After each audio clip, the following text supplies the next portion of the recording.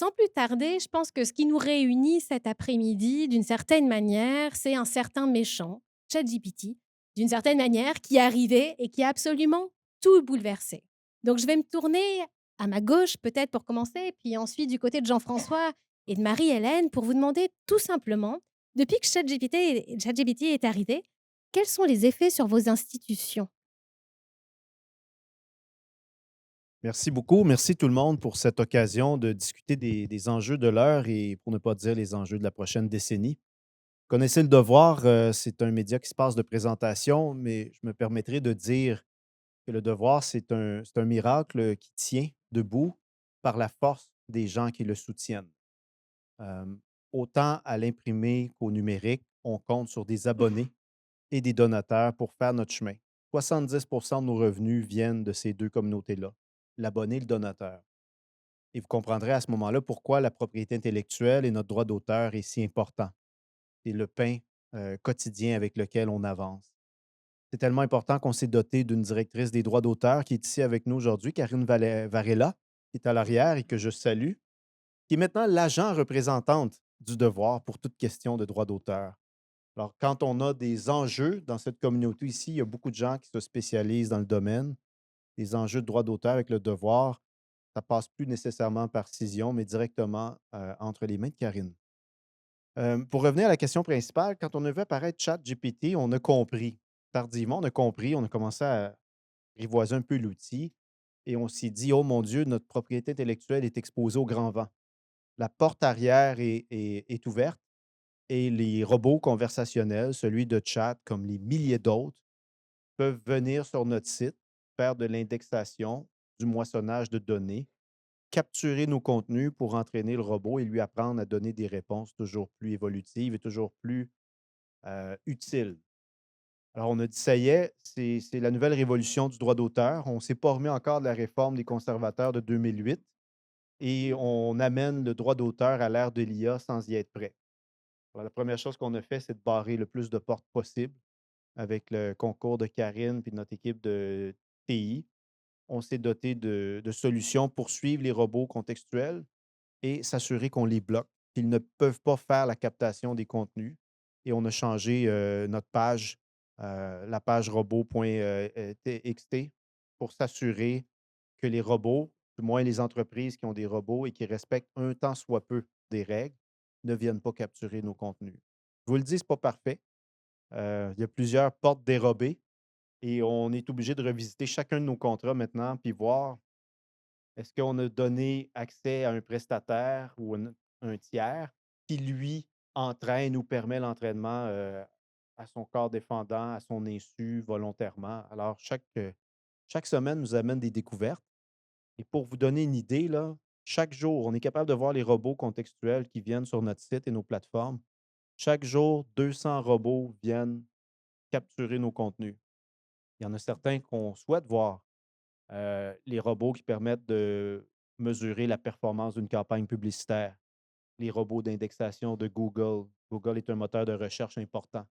Donc, on en laisse passer quelques-uns, mais sur les 200, il y a un maudit paquet de cochonneries qui sont en pleine violation de notre propriété intellectuelle. Alors, c'est ce que ça a changé. Et en même temps, ça amène une révolution, puis un âge d'or du journalisme, parce que l'outil peut être utile aussi, peut décupler le talent créatif, le potentiel humain, éliminer des tâches cléricales ou redondantes et nous permettre de se consacrer à ce qui est le plus important, le journalisme de qualité. Alors, c'est une relation typique d'amour-haine, comme avec toutes les révolutions numériques qu'on connaît depuis 2 décennies. Peut-être Jean-François, du côté des institutions de mémoire, est-ce que vous avez dû prendre les mêmes mesures de blocage? Est-ce que c'est une aubaine ou au contraire, est-ce que c'est encore un Oui, mal? tout à fait. En fait, ce qui s'est passé, selon les préoccupations que Brian et Karine qui sont venus nous voir, relativement au contenu qu'on offrait sur, notre site web à propos du journal Le Devoir, ben, on a pris des actions assez immédiates, je dirais, parce que, ben, les préoccupations étaient tout à fait légitimes. Puis nous aussi, en fait, on s'était jamais vraiment questionné sur qui venait nous voir. On savait que les robots venaient nous indexer. On voyait des listings à travers des outils comme Google Analytics, par exemple. On pouvait voir qui venait, mais on souhaitait quand même être indexé pour être présent sur les moteurs de recherche question de découvrabilité, évidemment, des contenus, mais ça, on pourra y revenir tout à l'heure. Donc, ce qu'on a fait immédiatement face à ces préoccupations-là, c'est qu'on a bloqué, encore là, via notre propre fichier robot.txt, on est allé identifier les principaux robots indexeurs, moissonneurs liés à ChatGPT et certains autres aussi, qui sont connus en se fiant que, évidemment, bon, ce n'est pas toujours nécessairement des bons citoyens corporatifs, là, mais au moins les grands qui s'annoncent, on pouvait les bloquer, donc d'emblée, et permettre le passage pour les robots usuels, là, comme les moteurs de recherche, comme Google, par exemple. Mais j'ai peut-être une petite anecdote aussi par rapport à ça. Il y a, mon Dieu, je me reporte en 2000 ou 2001. J'étais un jeune bibliothécaire et je m'étais rendu à San Francisco pour une conférence sur les moteurs de recherche. Et donc, c'est quand même il y a longtemps. Et il y avait 2 jeunes gars de la compagnie Google, qui était un outil que je commençais moi-même à utiliser, qui étaient là. C'était pas les 2 inventeurs, mais ils ne devaient pas être loin dans la hiérarchie, là. Et ils nous avaient raconté ceci. Ils nous disaient: «Nous, la vision chez Google, c'est, en donnant une image, ils disaient: "Rapportez-vous comme si vous étiez sur le pont du vaisseau Entreprise là, de l'émission Star Trek et on arrive devant une planète et le capitaine demande: "Ben, décrivez-moi la planète qui est devant nous"». Ben, il ne veut pas recevoir une liste de sites web décrivant ceci et cela à propos de la planète. Il veut les vraies réponses, effectivement. Et c'est la philosophie, je pense, qui a toujours animé ce genre d'entreprise pour plutôt fournir des réponses que des sites web. Il faut garder ça, je pense, en tête, qu'on va vers ça les 20 ou 30 dernières années au niveau de la recherche amène vers plutôt des réponses que vers des liens amenant directement vers des sites web. Hem, pour revenir à BNQ, je pense que nous, c'était peut-être l'opportunité de se questionner sur comment on voulait utiliser des outils comme ChatGPT, par exemple. Et ça a déclenché justement un processus chez nous où on pouvait se dire, ben, OK, il y a nos services internes, mais il y a les services qu'on peut rendre aussi soit à des partenaires ou à l'externe, à nos principaux usagers. On est encore au balbutiement. Je pense qu'on est dans une stratégie de prudence, je pense. Nous aussi, on est pour l'amélioration de la productivité, éliminer les tâches répétitives et ce genre de choses-là. Mais c'est quelque chose qui est en évolution. On s'interroge sur la gouvernance des données, par exemple, parce que pour nous, l'intelligence artificielle, ben, finalement, c'est 3 choses, hein. Il y a la capacité de calcul, il y a les algorithmes avec les règles complexes qu'on mentionnait tout à l'heure sur le droit d'auteur, et ben, il y a les données. Et nous, les données, ben, on en a beaucoup, là, justement. Fait que c'est notre force, justement, parce que sans données, la bête meurt, là. Donc, on est conscient de ce rôle-là, ce qui nous amène peut-être à aller sur des territoires. Olivier parlait tout à l'heure de fiducie de données slash banque de données, qui est un sujet aussi sur lequel on pourra revenir un petit peu plus tard dans le panel. Ben, en fait, j'ai entendu je cherchais la référence, c'est dans la presse que j'ai lu, les propos de Joshua Benjo cette semaine. Est-ce que IA ou pas IA, c'est plus la question, là, c'est IA, c'est sûr. Puis, rendu là, ben nous, au Musée national des beaux-arts du Québec, pour le moment, puis on n'est pas aussi avancé, là, c'est normal aussi, tu l'as dit, hein, c'est les premiers balbutiements, on se prépare, on s'installe. Mais pour l'expérience visiteur, on a décidé de faire de ce peut-être ennemi un meilleur ami. Alors, on l'utilise très bien, en tout cas du mieux qu'on peut, avec quand même une certaine sécurité, là. Je vous expliquerai peut-être les tenants et aboutissants tout à l'heure. Mais on utilise la technologie OpenAI qui gère ChatGPT avec notre façon fermée, nos données, nos contenus pour améliorer l'expérience visiteur avec notre agent conversationnel. Donc, c'est une technologie qui existe. On a décidé d'en profiter. Donc, c'est un peu à ce moment-ci ce qu'on utilise pour l'expérience visiteur. Mais comme tu disais, on est en train de regarder beaucoup de façons de faire avec l'intelligence artificielle générative pour améliorer le travail de nos préposés, par exemple, à l'accueil, au service à la clientèle. Il y a plein de technologies hyper simples où gérer les milliers de courriels, par exemple, de questions que les gens ont sur les visites, les expositions, les règles dans les musées pour être gérées très, très facilement. Et on n'est pas dans couper des postes grâce à l'IA. On est dans la mouvance, puis le changement de poste, puis l'évolution du travail. L'agent conversationnel ne tue pas nos guides. C'est vraiment 2 offres différentes différentes pour différents publics. Donc, c'est un peu la posture qu'on a actuellement. Évidemment, il y a aussi tout ce qui est collection, les données, nos contenus qui peuvent être améliorés, gérés avec des contenus, des UGC, des User Generated Content. Les gens pourraient collaborer grâce à des mots-clés, à l'indexation de nos collections. Donc, on est assez ouvert à tout ça. Là. On n'a pas peur. Et de ce que j'entends, on voit donc qu'il y a quand même une réelle tension entre les bienfaits dans un usage interne, vous l'intégrez assez aisément dans vos institutions, mais le problème, c'est dans cet usage externe où vous êtes, je dirais, peut-être victime d'une certaine manière de ces fameux robots moissonneurs qui viennent collecter. Et il y a un terme qui a été évoqué qui, je crois, est important, c'est le terme de la découvrabilité, parce que du point de vue de vos institutions, faire découvrir, justement, accéder au contenu, c'est essentiel, c'est au cœur de vos missions aussi que de diffuser ces contenus. Comment est-ce qu'on trouve un équilibre justement à l'ère de l'IA générative et comment est-ce qu'on préserve cet enjeu de découvrabilité? Bon, pour ceux qui ne seraient peut-être pas familiers avec le concept de découvrabilité, il s'agit de la capacité intrinsèque d'un objet ou d'un contenu, plus particulièrement, à être découvert fortuitement, donc un peu par accident sur les moteurs de recherche ou différentes plateformes numériques. Le problème se pose particulièrement, je dirais, pour le domaine de la musique, du spectacle, des arts en général, parce qu'il faut être présent à un certain moment donné, parce que, par exemple, un spectacle s'annonce, ben, on veut qu'il soit vu, qu'il soit découvert pour éventuellement vendre des billets. Même chose pour quand un artiste sort un disque. Pour les institutions de mémoire comme nous, le problème n'est pas du tout le même. Et même, je dirais que nous, on voudrait être dans un concept de découvrabilité durable. Parce que nos contenus, ben, ils sont là pour tout le temps. Là. Nous, on est là dans la durée. On se donne des façons de décrire, de stocker nos contenus pour qu'ils soient découvrables, consultables et en accès pour les générations futures, ben, pour l'éternité, si ça existe. Alors, c'est sûr que nous, on met en place des stratégies pour devenir découvrable, justement, favoriser le moissonnage par les robots comme Google, par exemple. Bien, c'est sûr qu'on veut ça parce que c'est une façon d'accéder à nos contenus. L'exemple que je donne tout le temps, ça fait toujours rire un peu les gens, c'est par exemple quelqu'un qui cherche pardon, sur Google en savoir plus sur la scapulomancie.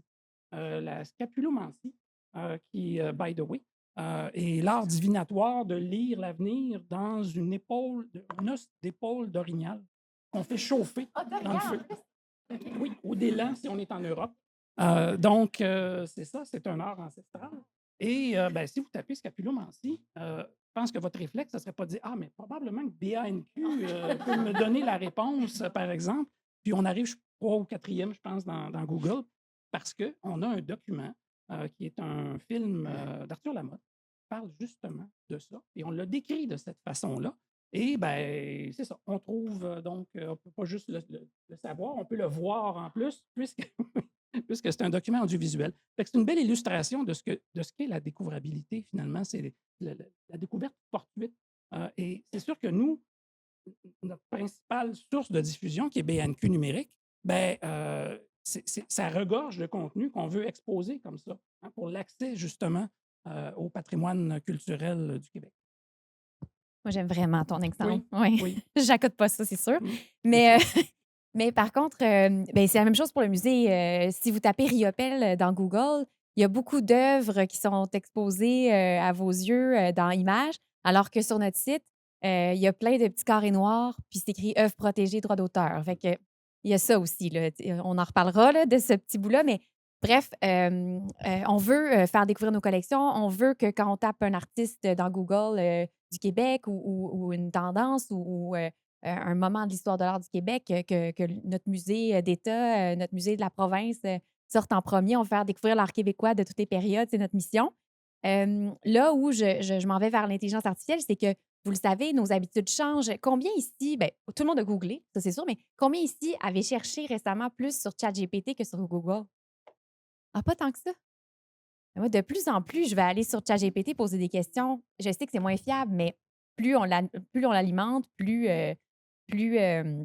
il y a des réponses, un peu plus, sécurisables, c'est que je veux dire. Mais les gens qui vont éventuellement utiliser ChatGPT puis les autres Claude, Copilot ou Gemini de ce monde, c'est l'autre génération. Puis cette génération-là, il faut qu'elle découvre aussi les contenus, de nos institutions. Donc on n'a aucun problème à ce qu'éventuellement, on ait plus de contenu retrouvé sur ces plateformes-là d'intelligence artificielle également. Les choses changent, là. Moi, j'ai une adolescente de 13 ans, elle cherche sur YouTube, elle cherche pas sur Google, puis elle cherche avec le dictaphone, elle tape presque plus rien, de toute façon, ils savent pas écrire. Donc mais il faut penser à ça, il faut penser à ceux qui nous cherchent, comment ils vont nous trouver, sur quelle plateforme, comment. Puis éventuellement, bien, ça va être vraiment beaucoup, par les chatbots et autres intelligences artificielles, de ce monde.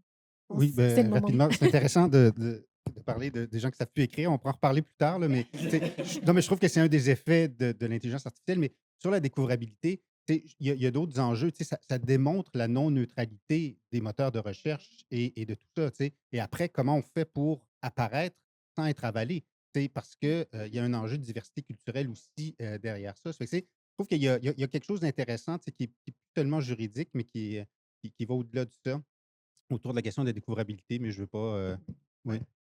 Je peux peut-être réagir rapidement à ce que tu dis, Georges. Justement, ben, c'est une préoccupation qui dépasse largement le milieu des institutions de mémoire. Je fais peut-être référence au rapport qui a été remis au printemps dernier, je pense, là, le rapport sur la souveraineté culturelle au Québec, mené par Louise Baudouin.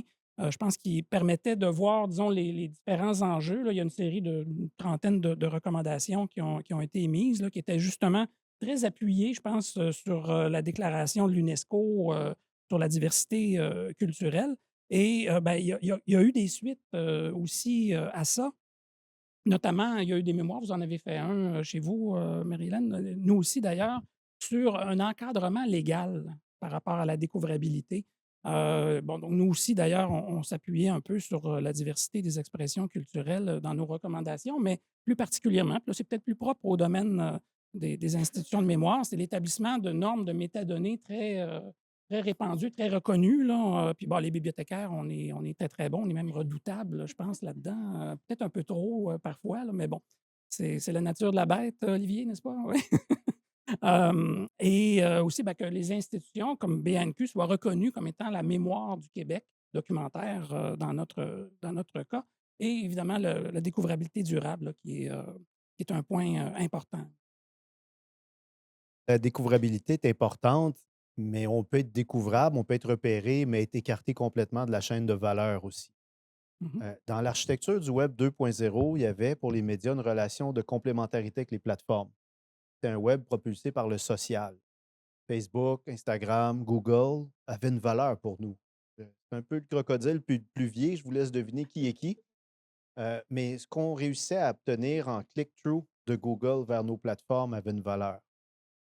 L'achalandage sur Facebook avait une valeur, autant en publicité qu'en impression publicitaire qu'en potentiel d'aller chercher des nouveaux lecteurs et des nouveaux abonnés. Dans le web, à base d'IA, on est exclu encore plus. Cette relation-là était imparfaite en passant, hein. La redistribution des revenus était très inégale.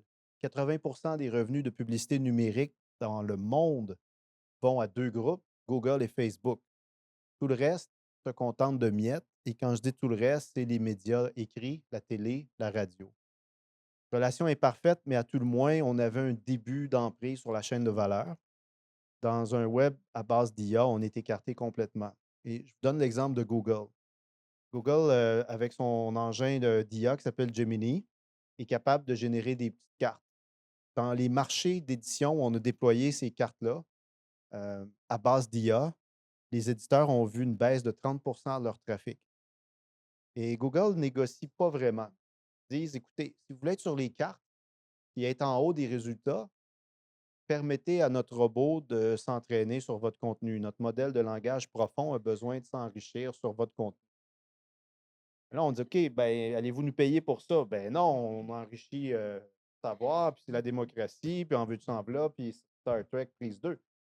Euh, Ceux qui ont décidé de bloquer se retrouvent à être tout référencés dans les résultats.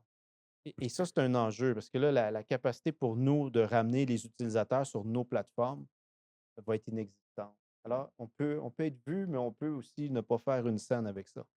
Et à un moment donné, nous, on n'est pas dans le savoir éthéré. Une entreprise de presse, c'est d'abord des talents humains qu'on doit rémunérer convenablement, payer des journalistes, leur donner le temps pour se consacrer à une tâche d'informer. Ça a un coût, c'est pas gratuit. Et le web à base d'IA a encore cette prétention de gratuité-là, qui est au cœur du modèle d'affaires de Silicon Valley depuis sa naissance et qui nous a pratiquement mené à notre perte comme industrie parce qu'on est beaucoup dans le secteur des médias à avoir cru au mensonge de la gratuité dans les années 90. Alors, c'est sûr qu'il ne faut pas retourner là et que pour avancer convenablement, il faut des ententes, des licences de type droit d'auteur pour l'entraînement des robots. Et sans des lois sur le droit d'auteur réformées à l'ère de l'IA, on n'a pas de pouvoir de négociation, là. Qui suis-je, moi, pour aller dire à Google ou à OpenAI, je veux un deal sur la table pour que tu puisses entraîner tes robots? Ça n'arrivera pas et ça arrive avec juste les joueurs dominants dans des marchés importants. Un deal en français avec Le Monde pour l'Europe, un deal en espagnol avec El País pour l'Europe, un deal avec News Corp pour l'ensemble du monde et la pensée de centre droit. Euh, et ça s'arrête là, là. Les deals sont faits avec les joueurs dominants dans des marchés ciblés et les autres sont complètement écartés. Alors, il y a encore un enjeu, puis je pense un rôle que le législateur ne comprend pas, comme d'habitude, pour être capable de mettre la loi sur le droit d'auteur euh, en phase avec les défis de demain. Georges, le droit d'auteur. Qu'est-ce qu'on fait du droit d'auteur? Parce qu'il semble une équation impossible aujourd'hui entre IA, découvrabilité, droit d'auteur. Est-ce qu'il y a encore une compatibilité possible? Moi, je pense que oui, mais peut-être avec quelques réformes. Mais il faut d'abord se rappeler toute l'histoire du droit d'auteur, ça part de où? Puis, et se dire qu'en fait, le droit, pas juste le droit d'auteur, mais le droit adore les technologies d'une certaine façon. Parce que derrière ça, puis, notre droit vient de l'Europe, il vient de la Renaissance, il vient du siècle des Lumières, il vient de toute cette pensée-là qui est autour du progrès. Et, et le droit ne cherche qu'à encourager le progrès sans vraiment le questionner. Je trouve que ça, il vient un moment où c'est un problème. Donc, le droit est technophile, si on veut, adore les technologies. Puis, si on réfléchit vite comme ça, peut-être à part le clonage humain, là, il n'y a pas grandes technologies qui ont été interdites. Puis, et le droit arrive après. Puis comme on dit souvent ça, le droit arrive trop tard, mais c'est surtout que, je dirais, les grands groupes, surtout technologiques, s'imposent. Et après, disent, bon, mais qu'est-ce qu'on fait? Et ils fonctionnent beaucoup avec cette idée de distribution qui est de dire on s'impose et avec l'idée, puis les gens de Google l'ont souvent dit, si on ne se fait pas poursuivre, c'est qu'on n'est pas en train d'innover. Donc, la poursuite est un indicateur du fait qu'on est en train de faire quelque chose de nouveau. Si on regarde à l'époque ce qui était Google Books, Google Images, c'est à l'époque où tout a commencé, on avait posé la question est-ce que c'est possible en termes de droit d'auteur de faire ce qu'ils font? En général, la réponse aurait été non. Et ils savaient très bien, ils l'ont fait. Donc, on est aussi pris avec ça. Brian parle des grands groupes, mais ce sont effectivement des groupes qui sont dominants et qui arrivent à s'imposer. Ça fait que la toile du droit d'auteur, c'est d'abord ça. C'est d'abord donc de s'être adapté aux technologies. Le droit d'auteur est arrivé parce que l'imprimerie est arrivée en Europe. Et après toutes les technologies, le droit d'auteur s'est toujours adapté, mais je ne sais pas comment il va faire pour s'adapter à celle-ci. Je trouve que c'est un enjeu qui est beaucoup plus considérable que les autres. Puis on pourra rentrer dans le détail après. Mais sur son adaptation, justement, la loi est formée autour du principe de neutralité technologique. Est-ce qu'on peut justement garder ce principe de neutralité technologique quand on est face à l'IA générative? Ben, oui, c'est Peut-être intéressant. rappeler ce que c'est que la Oui, neutralité puis en fait, la technologique. neutralité technologique, William en parlait un peu tout à l'heure.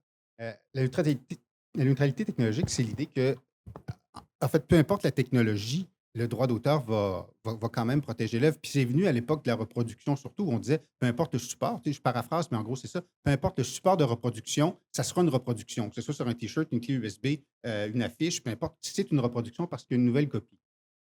Même chose pour la communication publique. Ça sera de la communication publique, que ce soit à la radio, sur Internet, à la télé, peu importe. Donc, et la loi se dit, on ne va pas à chaque fois nommer les supports parce qu'à un moment donné, il va y avoir une nouvelle technologie, puis on va juste être perdu derrière ça. Fait que, en gros, c'est ça la neutralité technologique, mais je pense que ce n'est plus le bon concept en droit d'auteur, en tout cas pour penser l'intelligence artificielle. Si on reste avec ce concept-là, à mon avis, on manque le bateau parce que justement, l'intelligence artificielle, ce n'est pas de reproduire ou communiquer des œuvres, c'est de créer des œuvres. Et ça, neutralité technologique n'a pas été pensée autour de créer des œuvres, elle était vraiment pensée autour de reproduire ou communiquer. Mais le concept de neutralité évolue aussi un peu, même pour le législateur, hein. On a eu une loi sur les nouvelles en ligne au Canada qui va permettre aux médias d'information d'obtenir des fonds de Google, une forme de compensation pour le dollar publicitaire perdu, 100 millions par année pour toute l'industrie. C'est peu, mais c'est un pas dans la bonne direction. La réforme de la loi sur la radiodiffusion prévoit aussi des obligations de contribuer au contenu canadien pour les plateformes comme Spotify, Netflix et compagnie.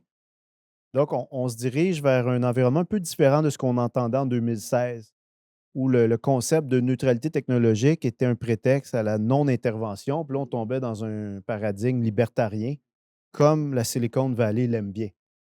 Dieu merci, on évolue différemment. Les Européens sont plus agressifs que nous avec le concept de droit voisin. Sont très pugnaces pour mettre à l'amende les plateformes quand il y a des dépassements, des situations d'abus de monopole. Donc, ce bout-là, je le trouve encourageant. Euh, Maintenant, aller plus loin puis s'assurer que les pratiques d'IA puis l'interrelation entre l'IA et la propriété intellectuelle des créateurs, puis c'est pas juste les médias, là.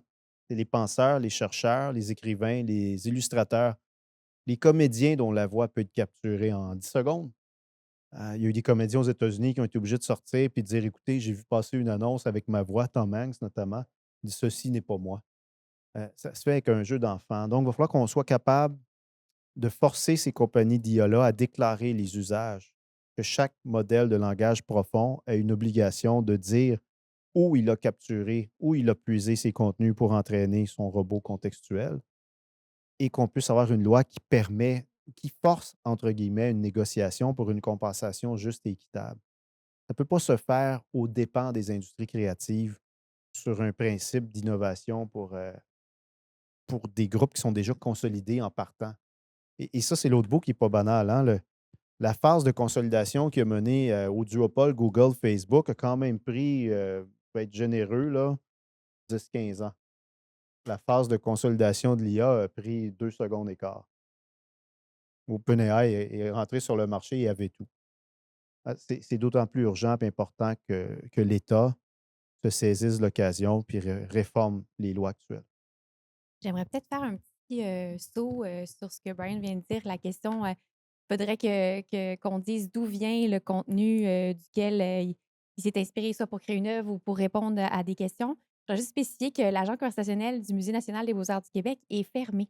C'est une web app, une application sur le web qui ressemble à un CMS de site web qu'on alimente avec nos propres contenus qui viennent de textes de nos conservateurs, de textes de nos médiateurs aussi, ou encore dossiers d'œuvres, etc. Il n'y a rien d'ouvert au web, au World Wide Web. Il n'y a rien d'ouvert sur Wiki, même si le musée alimente grandement Wiki et fait confiance à Wiki. Alors, c'est clair que nous, nos contenus, ce sont les nôtres. Parfois, ben, ça fait que l'agent conversationnel dit désolé, ça va au-delà de mes capacités. Les gens sont plus habitués du tout à ça, surtout avec Chat, parce que ChatGPT peut répondre n'importe quoi. Il veut répondre. Fait que des fois, il dit n'importe quoi. Mais alors, nous, on a pris ce pari-là. Donc, on utilise la technologie, mais on fait attention, puis on prend nos contenus, puis on ferme ça. On alimente, en fait, la bête, comme tu dis si bien, avec vraiment notre nourriture. Là, on est en train de donner, par exemple, pour chacune des 50 œuvres qui fait l'objet de l'expérience de l'intelligence artificielle au musée, à peu près l'équivalent de 3, 4, 5 pages de contenu. Mais il y a l'intelligence de faire ses propres phrases, ses propres réponses qui sont toujours variables, variées, mais avec les contenus qu'on lui donne, donc qui sont vraiment là, le sceau du musée. Voilà. Je vais juste le dire pour notre cas. J'aurais peut-être une réaction aussi à la suite de ce qui vient de se dire, peut-être en l'absence d'une législation très, très précise sur l'encadrement de l'IA, là, quoi qu'il y a il y a un corpus réglementaire qui est en train de se mettre en place tant au Québec, mais surtout au Canada, hein. Il y a des avancées quand même certaines dans ce niveau. Mais notre auteur, par exemple, qu'est-ce qu'on pourrait faire? Parce qu'on est en train de regarder justement pour bâtir un modèle de langage éventuellement basé sur une banque de données ou une fiducie de données culturelle et gouvernementale. Puis, moi, il y a quelque chose qui a attiré mon attention il y a quelques mois, c'est une certification Fairly Trained. Donc, il existe des certifications dans toutes sortes de domaines, là. En fait, il y en existe pour à peu près tout ce qui se fabrique, je pense, dans le monde. Mais pourquoi pas un LLM, justement? Et ben, je vois qu'il y a des groupements, autant d'éditeurs que d'auteurs, des guildes d'auteurs, qui soutiennent cette initiative-là. Est-ce que ça peut être intéressant, par exemple, quand on développe un modèle de langage, ben, de s'assurer qu'on est fairly trained? Excusez, il n'y a pas de version française pour ça. Ben, probablement. Oui, entraînement équitable est une bonne proposition, effectivement. En plus de certains principes là, que certains bibliothécaires peuvent connaître, comme les principes FAIR en termes de gestion des données là, aussi, qui peuvent favoriser l'interopérabilité, ce genre de choses-là. Je pense qu'il y a quand même des actions, enfin, il y a des mécanismes sur lesquels on peut peut-être se reposer pour euh, avancer en attendant la législation plus claire. Je trouve que c'est une belle idée. Il reste à voir si ça veut dire quoi équitable. C'est comme. Oui. Non, ben, tu sais, comme l'agriculture biologique, il y a toutes sortes de définitions, puis le commerce équitable, il y a toutes sortes de définitions. Puis si c'est une définition qui est auto-proclamée, ben, on va en avoir peut-être plusieurs différentes. Tu sais, je pense qu'il y aura un besoin de centraliser les choses parce que pour moi, équitable voudrait dire une forme de rémunération à défaut d'une autorisation. Tu sais, puis je ne suis pas sûr que tout le monde entend équitable comme ça. Probablement, effectivement, c'est à investiguer, mais au moins qu'on s'est assuré, on a fait notre revue diligente là, au niveau des sources de données. Comme dans notre cas, on a beaucoup de documents qui sont libres de droit, mais c'est loin d'être la somme de tous nos documents. Il faudrait s'assurer que tout le monde consent, par exemple, si on contribue avec des documents que nous, on a la garde à ce modèle-là, bien, que tout le monde est d'accord. Peut-être une forme de rémunération éventuellement qui serait à observer. Ça, on n'est pas rendu là, évidemment. C'est justement, on est en train de faire une étude Ouais. à ce sujet-là. Rapidement, je pense pour le secteur des bibliothèques, archives, un des éléments importants qui est à considérer de notre point de vue, parce que vous gérez aussi nos collections, nos archives par la porte d'à côté. Dans vos relations contractuelles, assurez-vous que vos partenaires n'iront pas entraîner un robot par la porte d'à côté et ne soyez pas satisfait d'avoir un partenaire qui se déclare au BNL. OpenAI a commencé sur un principe de Common License au BNL, attend qu'ils deviennent privés et qui annonce sous peu leur entrée en bourse. Toute la première génération d'idéalistes qui étaient là-bas sont après démissionnés un par un. Donc, la structure et l'intention de départ n'est pas garante de la finalité. Et il faut être vraiment conscient qu'on doit protéger la propriété de vos clients, vos partenaires à travers vos ententes contractuelles. Sur la loi, ça avance. Moi, je suis un peu impatient, mais on voudrait juste faire une petite parenthèse utile. Il y a un projet de loi qui a commencé qui s'appelait C27 pour encadrer l'IA. C27 est porté par le ministère de l'Industrie, Sciences, Développement économique, ISDE. C'est un projet qui veut réconcilier la protection des Canadiens contre le risque de discrimination avec l'IA et encourager l'émergence d'une grappe technologique qui est très forte à Montréal et à Toronto. Donc, trouver le point d'équilibre entre des finalités démocratiques puis euh, un nouveau secteur, une grappe qui va être très puissante. Zéro sur le droit d'auteur dans ce projet de loi-là. Et ISDE avait à côté une grande réforme de la loi sur le droit d'auteur. Ils avaient complété leur consultation. Ils étaient tout contents, tout fiers. C'était en novembre et Chat est sorti un mois plus tard. Alors, ils ont dû reprendre eux-mêmes l'exercice. Et là, nos espoirs, c'est qu'à travers la réforme de la loi sur le droit d'auteur, on réussisse enfin à la moderniser puis ajouter des mesures de protection pour que l'IA ne se déroule pas, se déploie pas sur notre dos et que ça ne vienne pas pénaliser l'ensemble des industries créatives. C'est pas gagné, mais c'est pas perdu encore. Ça chemine juste au rythme actuel du gouvernement fédéral qu'il y a beaucoup de marrons sur le feu en ce moment. Peut-être je vais revenir à un point dont on parle beaucoup, mais c'est en effet, c'est comme Jean-François vous disiez, pour qu'il y ait de l'IA, il faut quand même qu'il y ait des données. Et notamment, une des forces aujourd'hui au sein de votre institution, Marie-Hélène, c'est d'avoir bâti sur les données. Donc, et c'est par ces données-là aussi qu'on peut s'affranchir de certaines technologies qui sont dans l'expropriation de contenu, qu'on s'affranchit d'un risque de plagiat ou de contrefaçon. Donc, du point de vue de la gouvernance des données, justement, comment est-ce que vous avez, mis en place, cette gouvernance des données pour une utilisation justement de l'IA? À ce niveau-là, on est tributaire ou on se lie à, la gouvernance, du ministère, du gouvernement, là, du MCN. C'est la même, c'est les mêmes instances, là, qu'on respecte. Il y a éventuellement au sein du musée on est allé un peu vite, là, avec l'agent conversationnel, c'est-à-dire qu'on a eu une subvention du secrétariat de la capitale nationale, pour un incubateur en innovation muséale. Donc, on est allé rapidement à essayer des nouvelles technologies. C'était notre mandat. Hem, donc très agile, bon et malgré tout, on a fait attention, mais l'instauration d'un comité, interne d'intelligence artificielle se fait incessamment cet automne.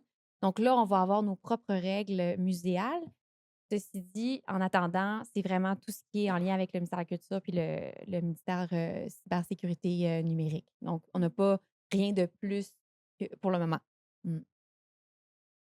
Mais j'entends, c'est par le contrôle, ben, c'est justement par ces données-là, finalement, que vous gardez un contrôle sur l'IA, à la fois sur les entrants et sur les Absolument. extrants, Oui, oui, aussi. absolument. Oui, oui, oui. Puis, je voulais faire une petite blague parce que les données, c'est ça qui nous permet de travailler. C'est les données qui permettent aussi d'alimenter, autant, les intelligences artificielles que Google et autres. Puis Facebook, quand on se branche puis que ça dit, «Facebook is free and always will be», tu sais, c'est gratuit parce que c'est vous le produit. Ben c'est un peu ça aussi tout le temps pour nous. Nous, notre agent conversationnel, il est gratuit, puis on se mentira pas. C'est sûr que si vous l'utilisez puis que, en rentrant, vous pouvez, nous donner, je sais pas moi, juste, votre tranche d'âge ou est-ce que vous êtes déjà venu au musée? 2 petites questions rapides, mais ça nous aide à savoir qui va l'utiliser, qui vient au musée, puis à améliorer notre expérience visiteur. Fait que c'est le pari qu'on fait au lieu de charger, je sais pas moi, 5-10 pour l'expérience, ben, on vous demande 3 questions, puis c'est ce que vous expérimentez tout le temps, aussi,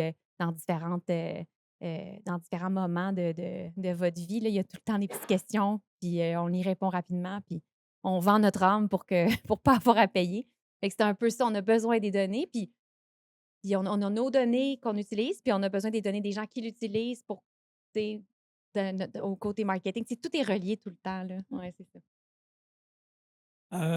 Ben, à propos de la gouvernance, de données, c'est intéressant qu'on en parle, parce que je pense qu'avant de se questionner sur, l'usage qu'on veut en faire, de l'intelligence artificielle, il faut se questionner sur les données, sur la gouvernance des données et c'est justement la question qu'on s'est posée, chez nous récemment, à BANQ, et on a fait, une analyse de maturité là, justement pour voir, ben, essayer de mettre sur papier un petit peu c'était quoi nos intentions par rapport à ça, nos objectifs, hein, par rapport à ça. Puis ensuite, ben, où on en est exactement, c'est quoi la réalité, puis de voir la différence entre les 2 justement. Puis on s'est rendu compte que, ben, on avait du chemin, à faire, justement. On a des conditions préalables qui ne sont peut-être pas tout à fait encore là, sur lesquelles il faut réfléchir. Parce que oui, des données, on en a beaucoup, qui sont bien organisées, tout ça, mais on n'a peut-être pas les mécanismes de gouvernance, interne encore, entièrement en place pour arriver à faire un produit, qui va être, conforme à nos intentions. Donc, je pense que là, on est dans une bonne démarche. On a pris peut-être un petit pas de recul par rapport à ça, mais c'est peut-être pour mieux sauter pour la suite. Peut-être qu'on comme on a un panel quand même qui nous dont le point d'ancrage, c'était quand même notre droit d'auteur. Revenons peut-être un petit peu sur cette question du droit d'auteur parce que c'est vrai que l'un des problèmes, c'est que la découvrabilité invite à l'ouverture des contenus, donc ça invite à la captation de plus en plus de contenus et le risque de plus en plus, c'est donc que les contenus que nous ouvrons sont collectés, utilisés et donc le risque de plagiat se trouve aujourd'hui, démultiplié. Donc avec les IA génératives, quel est le statut finalement juridique de ce qui va être produit par ces IA génératives dont on sait, dont on voit que, ben, ça a certainement été, des données ont été utilisées, nos propres données ont été utilisées pour générer ce contenu? Puis est-ce qu'on peut véritablement prouver qu'il y a plagiat ou pas? Oui, c'est une longue question. Enfin, une longue réponse en tout cas. Mais oui, ben, c'est-à-dire, division d'abord le avant et le après. Tu sais, avant, c'est ce qui rentre dans l'IA. Puis là, c'est autour de ça qu'il y a des procès. Ceux dont Brian parlait, puis ceux dont on entend parler, c'est toujours sur est-ce qu'on avait le droit de tout avaler et de mettre dans une IA. Et c'est là qu'il y a certaines ententes, mais il y a surtout des procès, puis il y en a plusieurs aux États-Unis, puis on verra qu'est-ce que ça donne. Moi, j'ai l'impression que dans bien des cas, on va conclure, notamment aux États-Unis, que c'est ce qu'ils appellent le fair use. J'ai l'impression, c'est pas que je trouve que c'est une bonne chose, mais j'ai l'impression ils vont conclure ça. J'ai l'impression qu'au Canada, on pourrait dire que c'est l'utilisation équitable depuis la décision CCH dont on a parlé rapidement, qui est une décision de la Cour suprême de 2004. On a parlé d'un droit des utilisateurs, puis on a balisé un peu l'utilisation équitable. J'ai l'impression, en tout cas, que la Cour suprême, telle qu'elle comprend le droit d'auteur depuis une vingtaine d'années, c'est dans ce sens-là qu'elle irait. Encore là, je ne dis pas que, que je suis d'accord avec ça, mais c'est un peu l'impression que j'ai. Et pour ce qui rentre, ben, on sait qu'au Japon, on a maintenant une loi qui permet l'entraînement sur des données, même à des fins commerciales. En Europe, c'est un peu plus balisé, où il y a une possibilité d'opt-out, donc de se sortir mesure où c'est possible, évidemment, là, mais de ce que va absorber l'IA. Mais bref, il y a beaucoup d'enjeux autour de ce qui rentre. Et juridiquement, les enjeux sur ce qui sort, donc à qui appartient l'œuvre, curieusement, n'intéressent pas, en tout cas de ce que je comprends, les IA, parce qu'ils ne sont pas intéressés à se déclarer auteurs de ce qui sort. Ce qui les intéresse, c'est de vendre leur application, leur algorithme, mais ce qui sort, au fond, ça appartient enfin, moi, je pense que ça appartient à personne. Et parce que c'est ce que je pense sur la chose. Bon, encore là, il y aura au Canada, il y a une décision, là, enfin, il y a une décision, il y a une cause qui va être entendue par la Cour fédérale. Puis on peut penser que dans 5-6 ans, la Cour suprême se penchera sur la chose. Donc, à savoir, est-ce que l'IA peut être auteur? Mm. Ce qu'on sait, puis ce qu'à peu près tout le monde dit quand on regarde cette question-là, c'est que le droit d'auteur a été pensé pour des humains. Donc, déjà, l'IA se disqualifie un peu. Puis moi, j'ai tendance à regarder la question en me demandant, au fond, revenons à une distinction qu'on ne fait jamais en droit d'auteur, mais qui est pourtant centrale, qui est celle entre la main et l'outil. Le producteur de pinceau n'a jamais poursuivi quelqu'un qui a fait une toile avec ses pinceaux en disant ben, c'était mon pinceau, donc je suis co-auteur de la toile. Même chose pour ceux qui produisent des stylos ou quoi que ce soit parce que c'est la main qui a peint, c'est la main qui a écrit qui est auteur du texte ou de l'œuvre. Ça, c'est assez clair. Alors, pour moi, la question, puis c'est là que ça devient un peu gris avec l'IA, c'est jusqu'à quel point la personne qui utilise est une main ou pas, et jusqu'à quel point donc l'IA est la main créatrice. Si on ne fait que poser dans une requête, ne mettre que quelques mots et il sort une image ou un texte de 5 pages, j'ai de la misère à dire qu'on est auteur de ça. L'IA serait donc auteur de ça. Et si l'IA est auteur de ça, dans mon esprit à moi, en tout cas, il n'y a pas de droit d'auteur. L'œuvre est d'office dans le domaine public. C'est un peu ce dont parlait Carolina tout à l'heure avec toutes les conséquences. C'est-à-dire l'œuvre appartient à personne.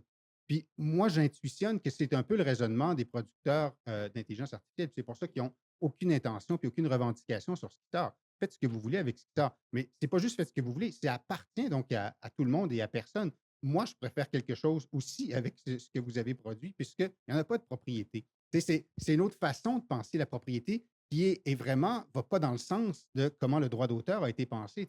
Et c'est à ce niveau-là il y a quelque chose il y a une rupture, quelque chose de très disruptif, là, pour encore employer ce mot-là, avec l'intelligence artificielle et le droit d'auteur, peut-être qui a été pensé. C'est là qu'on voit que le droit d'auteur a été pensé pour le 19e et le 20e siècle, et que là, il arrive au 21e, puis on fait, oups, qu'est-ce qu'on fait là? Qu'est-ce qu'on veut protéger, puis on fait ça comment? Georges, c'est super intéressant. J'achète tout ce que tu dis. On peut faire une entente de Oui, licence. c'est ça, oui. Puis j'ajouterais un point que les plateformes font valoir aussi. Les données ne sont pas protégées par la loi sur le droit d'auteur. Alors, en amont de tout ça, le premier argument qu'ils vont faire valoir, c'est le moissonnage, c'est produit sur des données et non pas sur des contenus. On n'est même pas en violation. On n'est même pas dans le registre de la loi sur le droit d'auteur. Donc, déjà, ça, c'est la première barrière. Suivent les deux autres. C'est le fair use, l'usage équitable. Et c'est une œuvre inédite et originale sur laquelle on ne revendique pas de droit parce qu'on a fait avancer la démocratie du savoir. Alors, c'est pour ça que c'est important de réformer la loi, puis c'est costaud ce qu'on demande. C'est costaud parce qu'on demande d'inverser, au fond, plus d'un siècle de jurisprudence. Je ne suis pas dupe sur nos chances de succès. Je voudrais juste vous amener un peu plus loin sur le monde qui nous attend si le régime de loi sur le droit d'auteur ne réussit pas à baliser l'IA. Les choix qui vont nous rester, c'est de fermer le robinet des contenus et donc les robots vont s'entraîner sur ce qui reste. Alors, imaginez un monde, le Québec francophone, où les éditeurs, les créateurs s'entendent pour bloquer les robots conversationnels. Il ne sort rien de nos contenus dans les moteurs d'IA. Le jour où on va demander à Chat, c'est quoi l'enjeu linguistique au Québec? Il va nous raconter toutes sortes de débilités qu'il a retrouvées sur Reddit et il va raconter des choses sur une culture minoritaire, l'expression française, qui vont être de la fabulation à la clé. Toutes les petites nations dans un esprit de diversité culturelle, de diversité d'expression culturelle, sont à risque d'être écrasées dans un monde propulsé par l'IA générative. C'est un écueil potentiel à notre vivre ensemble, à notre compréhension commune. Si je peux ajouter, c'est-à-dire, ce qui est fascinant, c'est qu'avec cette technologie de pointe, là, on va l'appeler comme ça, l'intelligence artificielle, pour les auteurs, c'est un retour au Moyen Âge. C'est curieusement parce que les auteurs deviennent anonymes, on ne sait plus qui a fait quoi, et les œuvres deviennent des matériaux. Et alors qu'avant, les gestions sur le droit d'auteur, donc au Moyen Âge, et dans d'autres cultures par ailleurs, il n'y a pas de ces protections-là. Puis c'est ce qui se passe aussi, c'est ce qui s'est passé avec Internet. Quand on regarde l'histoire d'Internet et du droit d'auteur, il y a de plus en plus cette idée-là qu'une œuvre, au fond, c'est une donnée ou une information, et une donnée, une information doit circuler, et c'est à ça que ça sert et doit être intégré par d'autres. Donc, je trouve qu'il y a là aussi un enjeu tu sais, du domaine public. Au fond, le Moyen Âge, c'est le domaine public, si on veut, de ce point de vue-là, en tout cas pour le droit d'auteur, mais c'est une anonymisation aussi des auteurs parce qu'on ne sait plus qui est derrière et c'est comme si ce n'était pas important. Et moi, ce qui m'effraie le plus, c'est la concurrence qu'on a d'œuvres qui sont parfois faites par l'intelligence artificielle, parfois par des humains, parfois un mélange entre les deux, et on n'arrive plus à distinguer qu'est-ce qui est fait par qui. Tu sais, je trouve que sur le plan culturel, il y a là un enjeu. On n'est plus dans le droit, là, on est ailleurs, mais je trouve qu'il y a quand même là un enjeu. Mais comme je travaille dans un musée, puis je ne sais pas si ça va aller trop loin, mais j'ai envie de quand même nommer cette problématique parce que je t'entendais, Georges, dire ben, tu sais, la personne qui fabrique le pinceau poursuivra pas le peintre, la toile, bon, etc. Mais il y a beaucoup d'artistes qui créent maintenant avec l'intelligence artificielle. Ils sont achetés dans des enchères, des millions de dollars. Ils travaillent avec ça, c'est leur médium, l'IA. Mais eux, ils revendiquent le fait qu'ils ont fait des requêtes extraordinaires qui a donné tel contenu. Puis quand c'est la même chose comme d'être devant une œuvre abstraite, le visiteur d'un musée lambda pourrait dire ben ouais, j'aurais pu faire ça. Mais ouais, peut-être, mais il fallait y penser. Alors, c'est la même chose. J'aurais pu, moi aussi, faire cette requête-là sur n'importe quel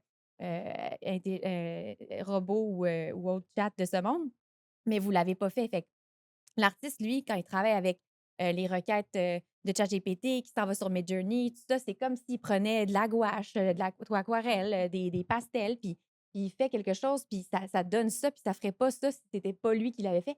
Fait que c'est incroyable, là, parce que là, on surveille ce qui rentre, mais ce qui sort, ça appartient à quelqu'un qui le crée quand même. Simplement, mot de la fin, ce serait peut-être pour vous remercier pour ces échanges absolument passionnants.